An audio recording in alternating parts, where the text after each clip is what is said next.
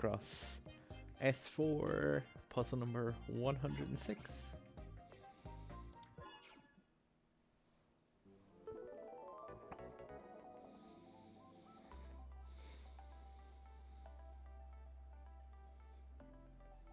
Greatest thing about doing these on a stream, as well as the fact that, like, that horrific dread of having a brain freeze that lasts far too long.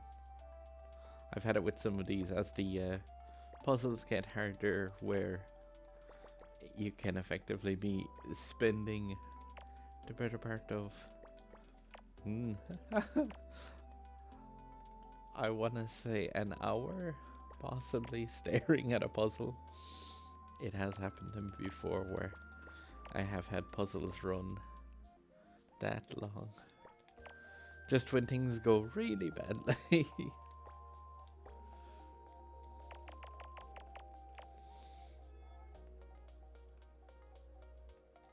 But I'm sure that wouldn't happen on a stream.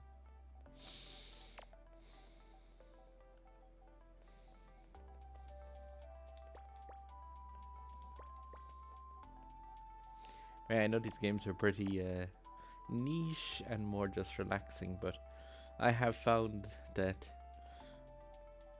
there are people that definitely find themselves getting stuck in these and questioning, like, is a puzzle possible? So I said, why not, while I'm playing through these, actually just chuck the videos up on Twitch and then onto like I said, the other plays afterwards.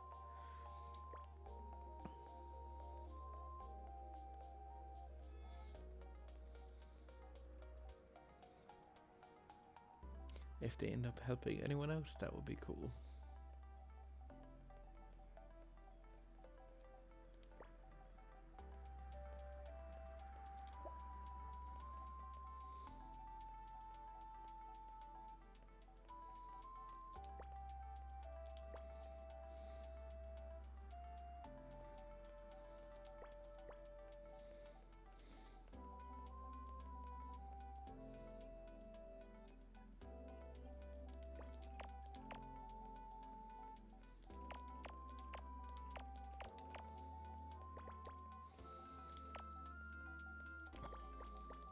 I found myself at the previous 5 of these puzzles that I did and then put up after completing them, is the fact that I was explaining quite a lot of what I was doing. And yeah, it took me a heck of a lot longer than I would have normally spent working out a puzzle. Whilst explaining what I was doing, I kind of find it means I'm working twice as much when I'm, like, both trying to figure out a puzzle but also explain how I'm figuring out the puzzle. So for the most part, I'm just trying to see if I can blitz into this a small bit.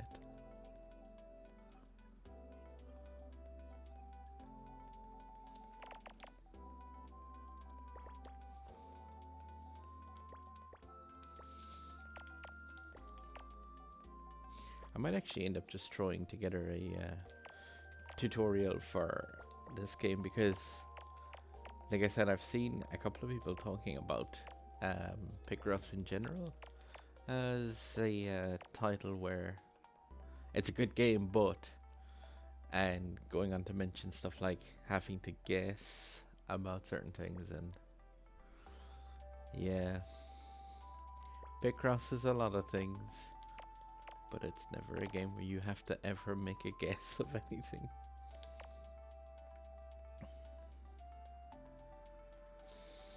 Like, I will explain that one, like the X that's here. Like, again, the one gap. So this can either be like a this can either be part of that 1 or it can be part of the 4. But regardless of which one it is, if it's the 1, it has to be X's on both sides, and if it's the 4, then the 1 would have to be there. So there have to be a gap here, no matter which way it works. So I can put a gap here, and then going across horizontally, the 2 can't fit in there anymore, so that becomes a gap. Oh, it's grayed the whole way down anyway. should be able to figure out this whole line almost here.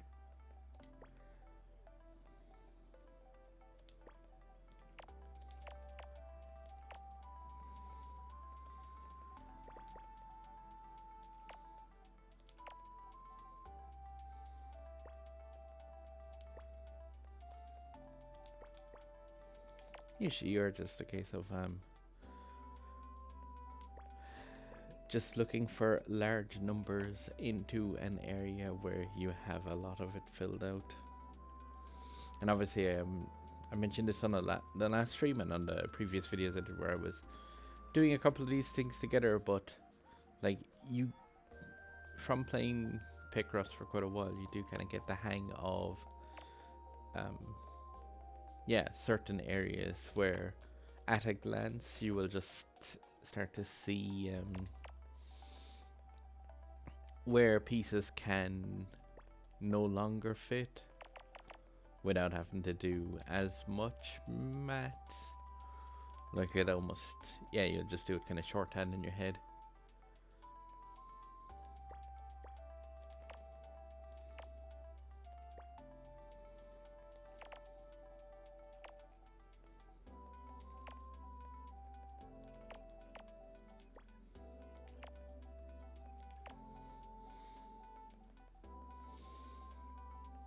The easy one you'd almost see me picking off is where there's a gap where a 2 has to fit in there, like here, but where you only have one space for it.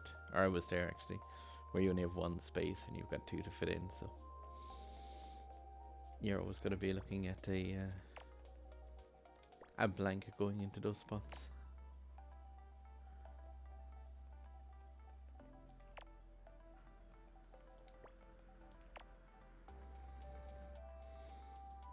Or here where like you've got 2 single ones to go across, so you have the one can either be in either of these, but one has to be here.